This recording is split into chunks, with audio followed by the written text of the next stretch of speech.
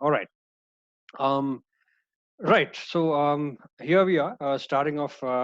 Thank you all for taking the time out to come for this webinar today. So we're going to talk to you about the winning sales engine framework, 7 steps to close a deal. So this has been brought together by Accelerate Research and Innovations and Business Yogi. I will talk more in detail on this as we move along. So let's start with the first piece of this. Just a moment. Right.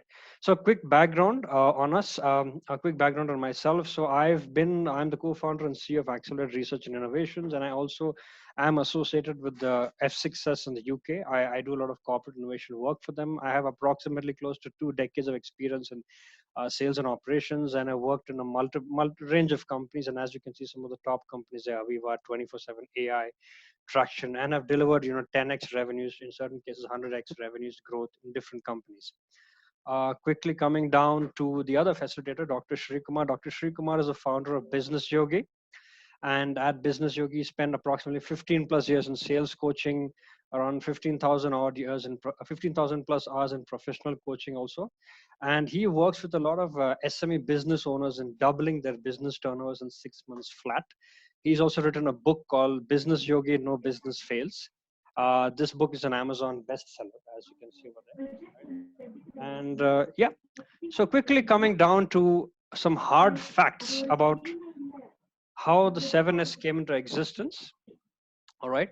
So after carrying on, so we spent approximately the last 5 to 6 years, Dr. Shri Kumar and I, in trying to understand what are the challenges in terms of closing deals. So these are some hard facts we came across that we found on Statistica as well as on HubSpot. We could see that the average sales conversion rate across industries is horrendously low at 2.46 to 3.26%.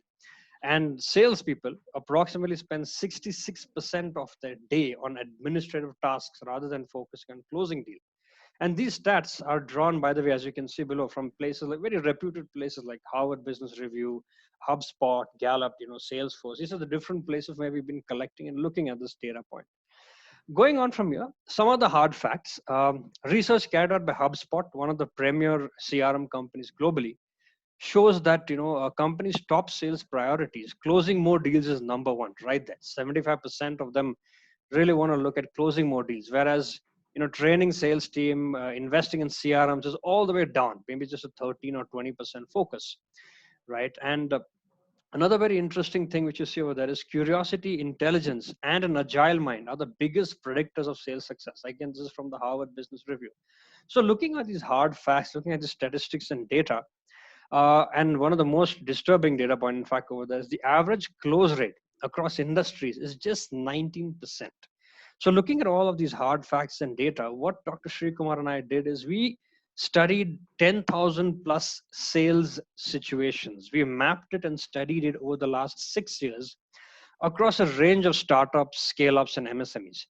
And all the study that we've done has allowed us to arrive at and understand a certain pattern that exists when it comes to closing deals. So that pattern that we found out, which comes into closing deals, is what the winning sales engine framework is all about, the 7 steps to close a deal. So this has been researched and found out by us. And what we're going to present to you today is that framework, is that pattern that we've seen, that's the underlying pattern across all these 10,000 odd sales situations. So having said that, I'm going to come right down to the slide, 7 steps to close a deal, the 7 S's. And I'm going to go on mute and pause here while I welcome Dr. Shri Kumar to give us more details on this particular piece of this. All right. So I'm just going to go on mute. Dr. Shri Kumar, if you can come in here.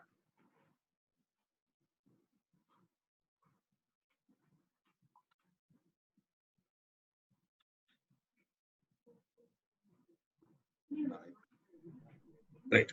So thank you, Jack, and then it's really wonderful. Really explained so much so far, and then as you have seen, there is some hard facts, and what we have come out with is the 7 steps to close a deal. So whoever is opened your microphone, and please mute yourself so that everybody can listen. Somebody is not muted yet. Thank you so much. So let's get into the 7 steps to close your deal. So the first one, we are not going to, hello, please mute yourself. Please mute yourself. Thank you. So the first step is scouting.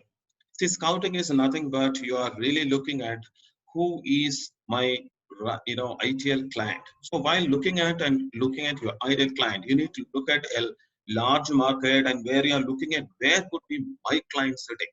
So you have to look at your lead, you have to look at your market, and then looking at each and every, and then really looking at who could be my client. So once you get the whole pool of the clients where your clients may be there, may not be there, right? And that is the one aspect of scouting. And then you straight away, once you get that, you get into screening. And in the screening, you are actually looking at who could be my client. For example, like when you look at scouting, it's all about you creating your ideal marketing profile, you create your ideal lead profile, you create your ideal prospecting profile. And once you come to screening, you are actually creating your ideal client profiling. So it can be a 2-page, 3-page complete report on the whole thing that you are really coming out with who your client could be. And normally what we have seen is nobody's having a written document on this. It's just on the head. So what happens is when you just go into the market and really looking at who your client is, and at the same time you are badly, want to close a deal, you actually forget and really screen and then really look at whether they are my client or not. And you just start pitching and then selling, and then finally it comes out with a very hard factor. Oh, I'm unable to close the deal, right? So these two are very important fact in closing a deal. So scouting and screening. After that, sketching. Now, sketching is complete study on the market as well as the client or your prospect is. A complete study so that you can pitch. Sketching is actually to be prepared very well so that you can pitch. Sketching is pitching. So having a very thorough study in with respect to your client, with respect to their need, and with respect to their market, with respect even with respect to their clients too, so that you can sketch it in such a way that then there is a strategizing solution is actually possible. If you are not sketching properly, you fail in strategizing, you're failing solutioning, you're failing synergizing and CC, right? And in strategizing, we are actually looking at how you can, strategize your deal. See, you have a solution, you have an idea, what you want to offer it, and how this can be a possible solution for your customer, your prospects. So that strategizing is most important. So strategizing can come in how you position your product could be. Strategizing can come would be like how your packaging could be, how you might have so different products and services to offer. So which one is the right one depending upon their need. So maybe you have to create something else so that the need itself is created. Maybe that also comes under strategizing. So you have to really, once you sketch it properly, and then you have the first meeting with the client, you actually will get to know how to really strategize the whole deal. And then it comes to solutioning. So here I'm going to spend a little more time on solutioning. I'm also inviting Jack to ask some questions so that we can be more clear about solutioning. So what is Jack, what is your first question that's coming to? Because solution is not something, what do you say, people don't know about it, like even other things also. Solution is everybody behind solution and giving solutions and all that. So what do you think is the question which you have with the solution before I proceed? Right. So most of the times, the kind of question which people have on a solutioning is that what is the kind of service or product do I need to be offering my client? And how do I make it sound like it's customized to him? How do I make it attractive for him? How do I ensure that he wants to grab it, here and now? He just jumps into it and takes it immediately. So these are typically the kind of questions, how do I make it attractive for my client? How do I make him take it right now? How do I create an urgency inside of which he just wants to grab my product or service instantly, or at least within the next couple of weeks? How do I ensure that he's really keen on taking it? Or even further, going even further, how do I ensure that this person I'm talking to becomes he champions my product or service within the company in such a way that eventually, he or she becomes a partner for me to sell this product or service within that organization? These are some of the questions and thoughts that, I've come across and heard from people, Dr. Shikumar. Um, So first thing, what you need to understand is solutioning means it's not that the solution what you have, you're giving it. You already have the solution. They're not providing any solution. They already know. For example, if the digital marketing and you are, that is what you are selling. They already know that you are good in digital marketing, and they just wanted to see what kind of solution they have. They already know this is what I need. This is what I'm expecting from you. Everything is a known fact. Then what is then solutioning is all about? So here, when you look at solutioning, it's actually customizing it for them. You are absolutely customizing it for them. That means they have a need. And remember, if you don't listen to them, you don't know their need. So when you are having a conversation with your prospect, your client, keenly listen for what do they actually need? What is their actual requirement? See, they say this is what my requirement, this is what my goal and all that. But at the same time, behind the goal, there is something else.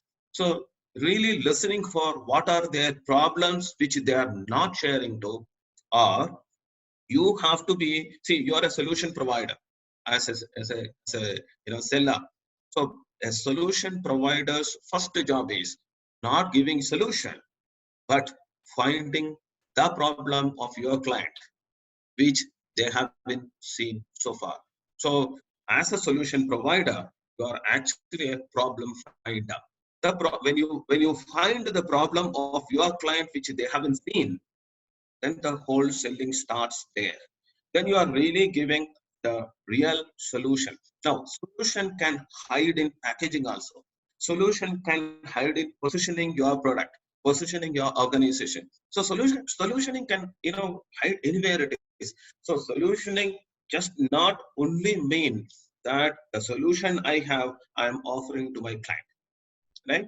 So much we can talk about it in the workshop. Actually, we go in depth in each and every aspect of 7S. Now let's look into any question before that, Jack, about solution.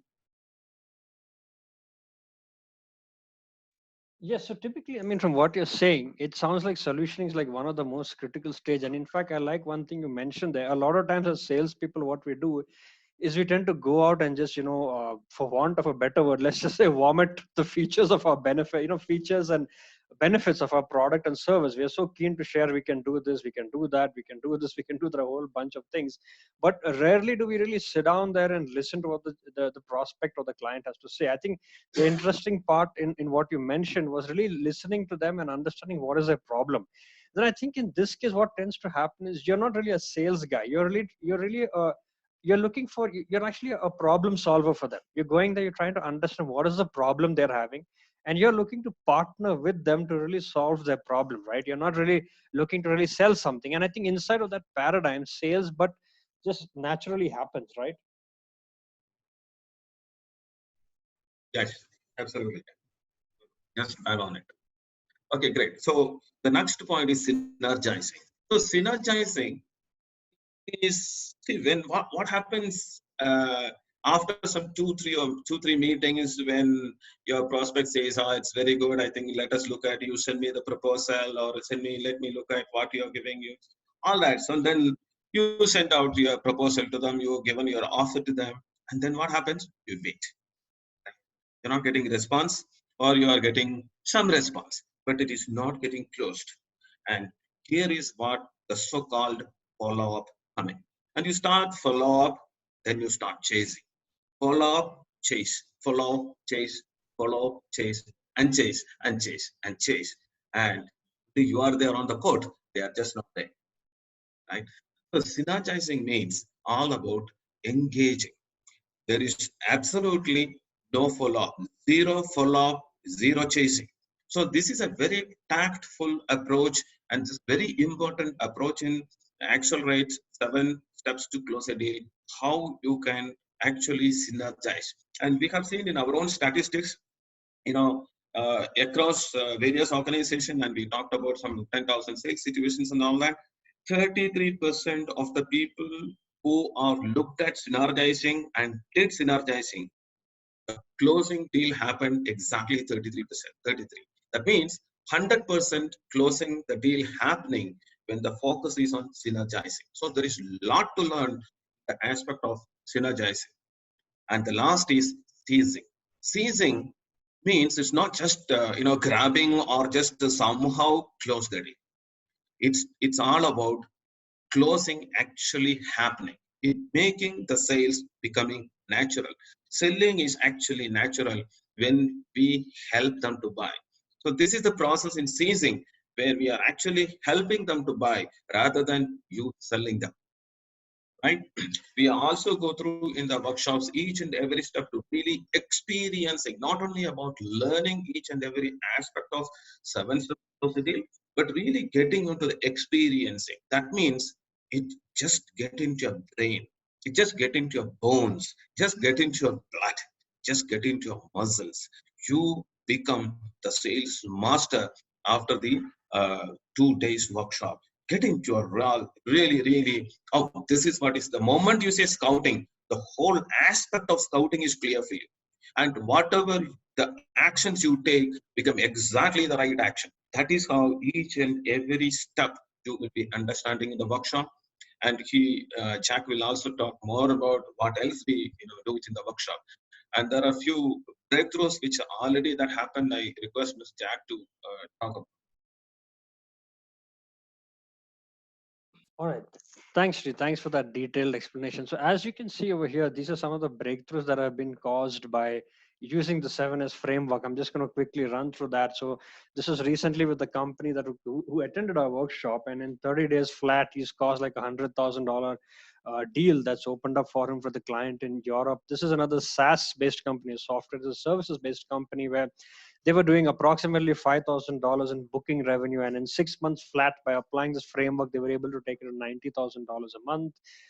The next is an example of a website development company where they lost deals of approximately a crore, and we were able to revive that and support them and actually looking at how to they won another 35 lakhs a deal from this. Another example of a startup advisory firm where we took them from zero revenues to approximately $30,000 per month in a year's time. This is another example of a sales target has grown to 110%.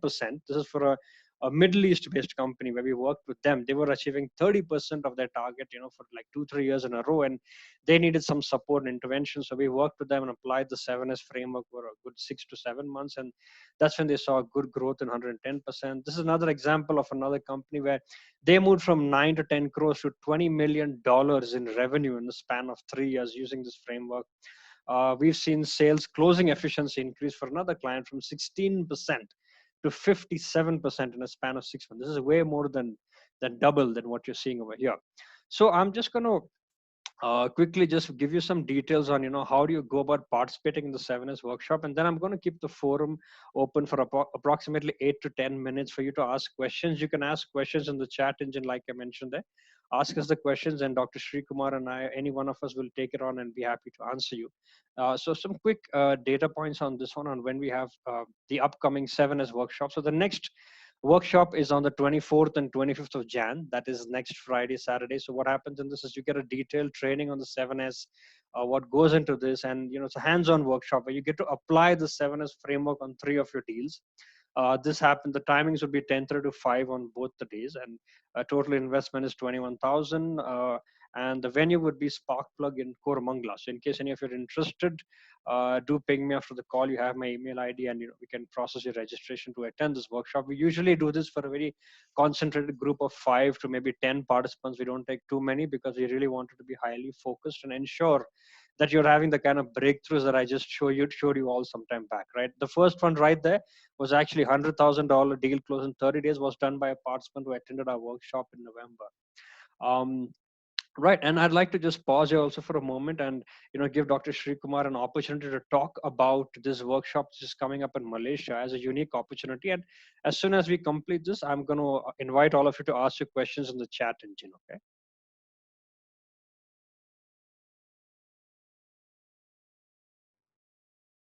Hi, thank you, Jack. So this is an opportunity if you are interested into taking your business, really scaling up your business, whether it is at a national level or at an international level. So there's a trip to Malaysia, a business tour, where you're actually having a very meaningful, purposeful business networking with global business owners. And So the first day is on SMA leadership. It's an international professional certificate of enhancement in SMA leadership, and this is in collaboration with the Geomatica University. Geomatica University, and the participants are from India, Singapore, and Malaysia, and maybe some more countries. And in this, you actually learned know more about leadership as well as management in SMA leadership. So the first day is focusing on that, and you will get an international certificate too. And the second day is completely the time spent on business networking and the matchmaking. And the third day is the Kuala Lumpur and the Malaysia sightseeing. So that a meaningful trip to Malaysia and really taking your business at a global level. So it's not about here it is taking a business just like that globally.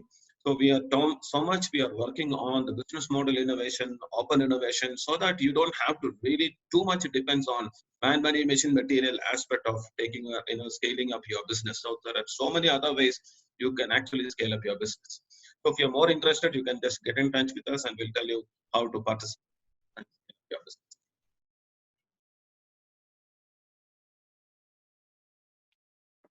Great. Thank you, Dr. Shri Kumar. All right. So I'm keeping the forum open for questions. In case anyone has any questions that you would like to ask us, we have approximately almost 9 to 10 minutes more in this webinar. So happy for you to post your questions in the chat engine on the right-hand side.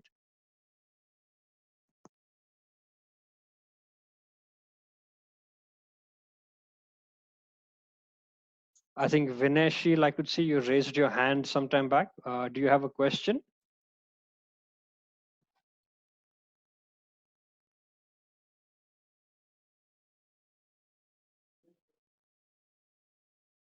No, actually, we were not able to view the screen, so that's the reason I raised my hand. Okay, got that, Vinesh. Yeah. But we've talked through the 7Ss. So is there anything you would like to ask us on at this point in time? It'd be best if you could just ask your question on the chat itself. That would help, right? Sure, Jackie. The 7s has to be in a sequence to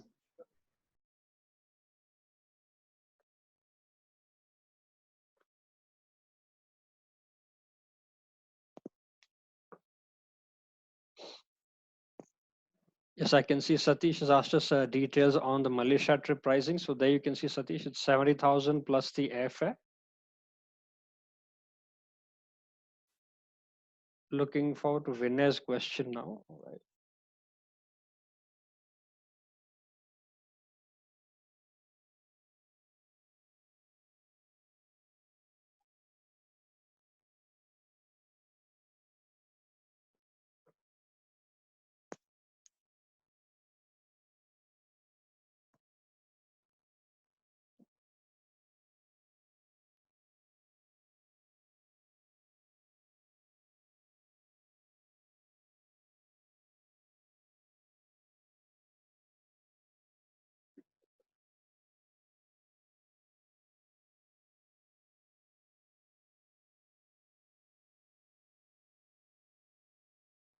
All right, so there's Vinay's question, Vinay Kalit. How do you deal with clients who start conversations during the solutioning phase with, here's what I want you to do? How do you deal with those kind of clients? So Dr. Shri, would you like to pick that up?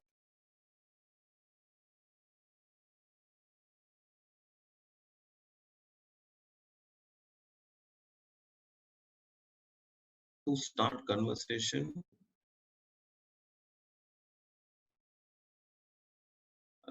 How do you deal with clients who start conversation during the solutioning phase? Here is what I want you to do. Wow, it's very good, excellent. So when they say here is what I want you to do, please consider that they say so because they have something either they haven't shared with you or you didn't listen to them. So maybe you are urged in completely and then giving the solution, you get into the solution part. So you are entered into a solution much early. So solutioning part is yet to come. So when you preach on the solution part and then it doesn't match. If it not doesn't come on the right time, then they will tell you, this is what I want you to do. So really, that's why I said this is in a very important aspect. This is also been faced by many people, and it's very important that you ask this. It will be really helpful for others also. And really, you have to really look at how do you deal with this also. Like you accept, you listen for what is that they want to say, and then you recreate the whole situations, and you really understood, and you create, this is what I understood from you, I mean understand from you, this is what you need, and completely recreate the whole thing, and then see what is actually you can give it. Got it. I mean, it's Got it. Thank you, Dr. Srikumar. And here's another question from another Vinay Sheel, who's asked that does 7S have a sequence to be followed every time?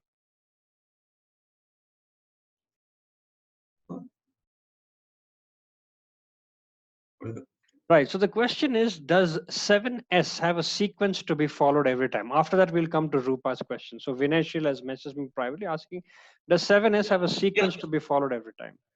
Yeah, one way if you look at it, the sequence to be followed. But what happens over a period of time when you are dealing with each and every aspects of closing, this will come back again. Say for example, if you don't do a sketching completely, then at the time of solutioning, it will take a lot of time. Then you have to go back and sketch it again. So, and similarly, synergizing. If you don't educate them and follow up them in a manner like without chasing them and all that, then again you go back to the solutioning part and all that. So if you don't do it, systematically, yes, you need to go back. But otherwise, more or less the same way it goes. You don't have to visit them again. Like you don't have to scout again. But if you don't do it properly, then you say that I have been chasing a wrong customer so far. So more or less, yes, you have to go this stepwise only, so that you can close it faster. Also, just to add to that, what Dr. Srikumar said, what is also critical is to ensure that these 7S is not like it's a done deal. Like when you're done with sketching, it doesn't mean you never have to revisit it again. You might have to go back to it again because this is a cycle. This is a cycle that starts with scouting, comes to seizing, and eventually again goes back. So it's a complete cycle that you keep working on.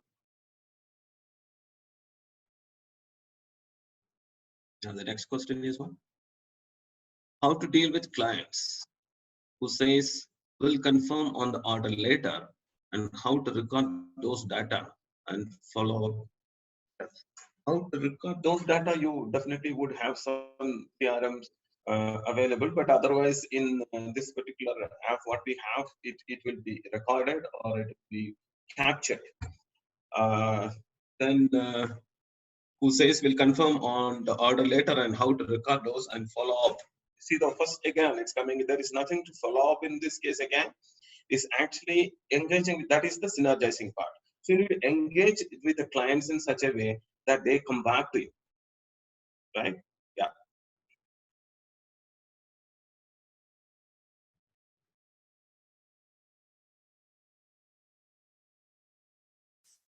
Right. Thanks for that, Dr. Srikumar. Any further questions, Samu? So, Rupa, hope that answered for you. Also, just to mention, Rupa, if you would like to understand how to record this and to work on this, you can use Accelerate's form called the Spot On Deal Closing Assessment Form. So, we have something called as a Deal Closing Assessment Form. You can write to me and I can give you access to that form where you can actually use it to evaluate where you stand on the deal and what exactly needs to be done. So, we have some more questions coming up, Dr. Srikumar.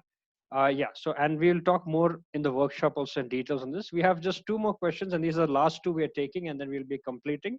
So the last two questions are from one from Mr. Balasubramaniam. What are the different ways to engage a client? And the next is what is the difference between solutioning and sketching? So I'm just going to have Dr. Srikumar address these two questions, and then we'll be completing our webinar for today. Yeah, thank you.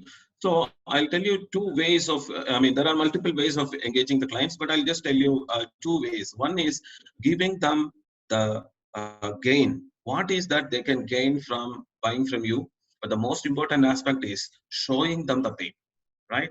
So this is the one aspect of engaging. And then we look at the next question, what they asked. What is the difference between solutioning and sketching? Solutioning comes much later when you know the client and their need, but sketching comes much in the beginning. Maybe you wouldn't have even met them. Your client, you wouldn't have met them also. So before that itself, you're really studying the customer and sketch how you can, uh, do your pitching for the first meeting itself. So that's the difference. So before meeting, after meeting. So there's much more to it anyway, but this is the major difference, I would say. Somebody ask next workshop.